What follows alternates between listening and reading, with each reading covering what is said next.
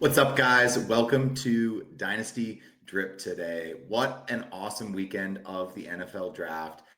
And now that we have the landing spots, it's time to get into my first set of rookie rankings. We're going to be doing Superflex Dynasty rookie rankings. I'm going to be putting them into tiers so they're a little easier to digest. And I really do think a tier-based approach is the way to do this. If you haven't been to the channel before, please hit subscribe, like the video, shoot me a comment on what you agree, disagree with in the rankings. But let's get this thing kicked off, man. And what I'm going to do is I'm just going to use this tier maker. I'm sure you guys have seen a lot of people use this, and I think it is a pretty good asset just to kind of help state my tiers clearly. We're going to do our top 20 rookies for today. I still need to go over some of the late round guys and kind of figure out exactly where they fall. And I may update some of these as well. It's kind of hard to say. This just happened. This is kind of my immediate response to how it's going, but I could still change my mind. Off-season reports or maybe some new news comes out. But let's get this kicked off with who I think is going to be basically just the 1-1 in all formats. And I really don't think there's a reason to question this, man. That's going to be Ashton Genty. I think the Raiders are a great landing spot. I really don't think there's anything to hate on here. They have absolutely no one in their running back room, which is a crazy positive for Ashton Genty. Like, he's going to get so many of the carries. He gets the draft capital, and there's really just no way around it, dude. This dude's an absolute stud. He landed in a spot where he's going to be elite and have an elite role. So I think wheels up Ashton Genty going to the Raiders. Now, for me, that's 1-1. I think 1-2 for me is a pretty clear tier as well. And that's going to be Omari and Hampton. Absolutely love the landing spot. Curious to see how quickly he gets involved or potentially becomes the bell cow for them. I don't think it's going to take too long, though. I mean, Najee's a good player. He's not really a great player anymore. And to take Omari and Hampton in the first round, they think he's a great player. And in that offense, they're going to run the ball. They're going to pound the rock. And this is the perfect guy to do it. I mean, he's a bigger body guy. He can handle the workload. Najee will be involved. But for me, this is a clear 1-2, top 10 Dynasty RB. And it's worth it for me. Now, 1-3 through 1-6, I think, is kind of a tier on its own. To start out 1-3-ish, I'm going to go Travis Hunter. He went at 1-2, and they traded up to do so. So you've got to imagine that they didn't do this to just play him at cornerback. They believe this guy is going to be a difference maker on both sides of the ball. And, maybe he doesn't get 100% snaps on offense, but he's definitely belongs in this tier because he's just an elite athlete. And to go 1-2, they believe that as well. Next, I think for me, here's kind of where this tier gets a little interesting. I'm going to put the other wide receiver in here as well, Tet McMillan. I think he belongs in this tier, top 10 landing spot as well. I don't really think I'm too worried about any of the receiving weapons on Carolina. They have some guys I like, but they don't really have anyone I love. I mean, Jatavion Sanders is a nice piece. Coker's a nice piece. Thielen's a nice piece. But, if everything plays off well, it makes sense. The Canales connection, he wants his Mike Evans. Can Tet be Mike Evans? That's a high praise, and I'm not saying I expect him to be Mike Evans, but this dude is a big-bodied guy, and he's going to get every opportunity to be an elite weapon in that offense. But what I will say here is when it comes down to it, I would take Cam Ward over Tet McMillan. Just being the 1-1 in a Superflex league, I like the security that brings. And also, there's really only two quarterbacks worth taking in the first round. So I think that does bring a little bump to Cam Ward, or at least make him belong in this third tier here. He's going to be the starter, and I'm curious to see how the Titans build around him. He obviously deserved to go 1-1 in the NFL draft. And so for me, I don't think you can really hate on it here. This one may be a little controversial. Dude, I'm putting TreVeyon Henderson in this tier, and I'm kind of torn. If you guys are watching, like, I don't know, do I take him over Cam Ward? Do I take him over Tet McMillan? Like I said, it kind of depends what what tier you have here, but I'm going to put him here for now. I'm putting him in this tier here, and you can kind of decide based on your team needs what you're going to do. But for me right now, I love this spot, and I think Travion Henderson is here to stay, man. He's a pass catcher, which is why I have him over Judkins. And for now, I'm going to stick with that. Now, moving into 1-7, 1-8, going to go with his Ohio State counterpart right here, Keyshawn Judkins, man. I mean, he went above Travion. I think for me, the small tier difference just has to do with the pass catching ability. And I think Travion kind of just profiles as a better pass catcher. And so as most of us play in PPR leagues, I think it's worth taking him before, Keyshawn Judkins here. The Browns, obviously they have it's not hard to picture Judkins taking over that Nick Chubb role. And so I think that's why I like Judkins here at the 1-7. And I'm going to put another guy here in this tier. And this is just because I love Superflex. And, he gets the capital. Jackson Dart, I may end up moving him down a tier. I haven't really fully decided yet. As of now, because there's really only 2 first-round quarterbacks, I want to have them both in spots where I don't really mind taking them. And, I think Dart is the kind of player that Daboll wanted. So I think it's worth taking a chance here. And I'd be willing to do it to just kind of get that difference maker onto my team, or at least let him kind of grow below me. So that's going to be my 4th tier here. I'll get into the 5th tier. This may be a little higher than consensus, but I'm not super concerned with Abuka, man.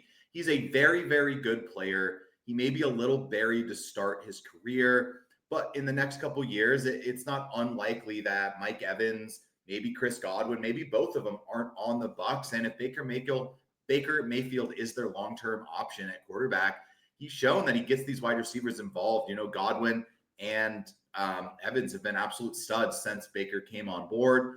So I'm going to put Emeka in here and maybe just take the discount because he's a little buried. And then I'm going to do both of these guys together in this tier. And I think both the tight ends belong here. Superflex tight end premium, I think I would potentially end up moving these tight ends up a tier closer to Judkins and Dart if you are playing in a tight end premium league, just because I think the value for them does grow a little bit. And, if you're getting extra points for every tight end catch, the draft capital's there. Curious to see how they slot into the offense. There's just enough concerns for me to not have them a little higher right now. I think Loveland's a great player. I think he's in a great spot, but do they have too many pass catchers on that offense? Tyler Warren's almost the opposite, man. I don't know if it's that they have too many weapons. I just don't know if I trust that the quarterbacks, especially Richardson, are going to be able to get Tyler Warren the ball. So I think that's going to be interesting to see how this one plays out. But with the capital they received, these guys should be going in the first round of your dynasty drafts. There's a lot of good players, and I think these guys have a chance to be great, especially with the capital. So I'm willing to take them here. This next tier, I'm going to put 2 running backs in here at the same point. Caleb Johnson, RJ Harvey. It's pick your poison, man. I see the benefit to both, and I haven't fully decided if I was on the clock who I'm taking first. So I'm putting them in the same tier. I think Caleb Johnson, probably a little safer, easily slots into kind of that Najee role over the past couple of years. But the thing with that role is it wasn't league winning with Jalen Warren there. I mean, so yeah, he's a great plug and play piece potentially for your dynasty roster. But I don't know if he has the exact upside that someone like Harvey has, where Harvey also has more downside. Now, Peyton picked him. He's picked guys like, Reggie Bush, Alvin Kamara. So you can't not have that in your mind. And Harvey's a good pass catcher. And I like the ceiling he potentially has. But is he going to handle the workload as much? He is already 24. So, is he going to be 28, 29 by the time he gets to his second contract? Is he more of a short-term asset? Caleb Johnson, only 21. So I think I would lean Johnson over Harvey if I had to make the choice at this second. But that could change this offseason as we start to hear more about these players. Now, the last player I do think belongs in this tier, and I don't really know where this guy's going to go. But for me, he gets the draft capital, and you got to at least put a little stock into that. So first-round draft capital on a team with a good quarterback, we don't really know how they're going to use all these weapons. And I don't think we should assume we know how it's going to happen. There's definitely the possibility for multiple weapons in Green Bay passing offense to be good pieces. Golden and Reed could both succeed. Tucker Kraft, Josh Jacobs, they could all succeed if Jordan Love picks up what we thought he might last year, which did not happen. So first round wide receiver, I'm going to take him here. I think you take him in this tier. I would understand if you're targeting a wide receiver, might take him over Johnson and Harvey. But for me, that kind of finishes out our first round. We're all the way up at my 112 through 2 tier. Just to restart, we have Genty, Hampton, Hunter, Ward, Tet, and Travion, Q-Shawn and Jackson Dart, Emeka, Loveland, Warren, Caleb Johnson, RJ Harvey, Matthew Golden. Now, let's get into the 2-3, 2-4, 2-5 tier. And I think for me at the moment, this is a 3-player tier. I'm going to put them all in here. Jaden Higgins. I think with CJ Stroud, they had a specific archetype of wide receiver they wanted to put next to Nico Collins. And it was a guy that reminded you of Nico Collins. Jaden Higgins is a big player. He's going to give Stroud a big target. And with what happened in the Texans wide receiver room last year, with Nico missing time, Dell out for the season, Diggs out for the season, it's not surprising that they trade for Christian Kirk and they draft 2 rookie wide receivers. Jaden Higgins, who was first and the better player in my eyes of those 2 Iowa State guys, which is why I'm taking Higgins much earlier than I would take Noel. And I think Jaden Higgins is a pretty good pick here. He kind of gives me not George Pickens vibes, but could he settle into that kind of workload where he's not going to be Nico Collins, but could he be a wide receiver 2, wide receiver 3 if the Texans passing offense picks up a bit? I totally think he can. Tank Dell was doing fine. Diggs was off to a hot start with Nico last year. I think there's space for multiple guys in this offense. Next, probably one of the hardest guys to rank here, Luther Burden. I mean, the talent's there. Ben Johnson specifically picked him for this offense, but it's so crowded. I mean, they took Loveland and Burden to add to DJ Moore, Ruma Dunze, Cole Kmet. I don't really know how I'm going to project this offense out. I don't mind taking a shot in this tier, but that for me is why I do not have Luther Burden higher than this. And last one in the tier, but I definitely would say this guy is after these 2 players in this tier. Tyler Shough, man, he could be a starting quarterback, and I'm willing to take the risk here that if it gets announced he's a starting quarterback, I think his value rises a little bit. And I mean, if you want to trade him then, if you want to use him then, all are fine. I don't know what his ceiling is. I think Jackson Dart has a much higher ceiling. He gets the first round draft capital, and could Shough be Derek Carr for his career? This would be a steal if that's the career he gets for a quarterback in a Superflex league. But I'm willing to play this game if he becomes the starter just as of now, because we don't know exactly what's going to happen with Derek Carr yet. Moving on, we have 5 more guys I want to talk about. First is going to be Kyle Williams. I think Kyle Williams was a really good prospect, and I think Drake May is an amazing prospect. Going to see how this one plays out there. But as of now, he's the highest drafted, pass catcher wide receiver. Obviously, they had Travion as well. I think Diggs and Williams could both operate in this offense. I think they kind of have a good yin-yang thing. And I think Kyle Williams could learn a lot from Stephon Diggs. So I'm going to put him here. Next, going to go Scadaboo. I like kind of the 2-back system the Giants could potentially go with Tracy and Scadaboo. I think they have different strengths, and I think Scadaboo could work in, especially if he can work into some sort of red zone role as a bruiser. He has a chance to be usable in dynasty drafts, and I think he belongs in this 2-6 through 210 tier. Next, Jack Betch going to the Raiders. Great capital. They have Jacoby Myers, really no other wide receiver options. Obviously, Brock Bowers, and then they add Ashton Genty as well. But for me, I think with that capital in the second round, that's kind of what's keeping him up here for me. I just think I'm willing to take the shot here. I don't really know what other players. I don't know if I want to reach on the running backs yet. I'd feel a lot more comfortable taking them in the 3rd round of the rookie draft. So for now, this one's here. I could change my mind. I'm curious to see what happens. Next one, going to do another wide receiver, Trey Harris. Great landing spot. I don't know if I'm in love with the prospect, but I am in love with Justin Herbert, and I love the potential ability for Harris to slot into that offense. Not squared. I mean, I'm not afraid of Quentin Johnston. They don't really have a tight end that scares you. They have Ladd McConkey and the running game and a great offensive line and Justin Herbert. So I think Trey Harris could be a good value at the end of the second round there. I'm probably not going to reach on him any higher than that. And then to finish off the video, I don't know yet if I'm taking this guy this high, and maybe I'm getting a little excited, but I think Arroyo could be an interesting piece. They didn't really add a receiving weapon besides him high, and they do have Kupp and JSN. Kupp's a little older.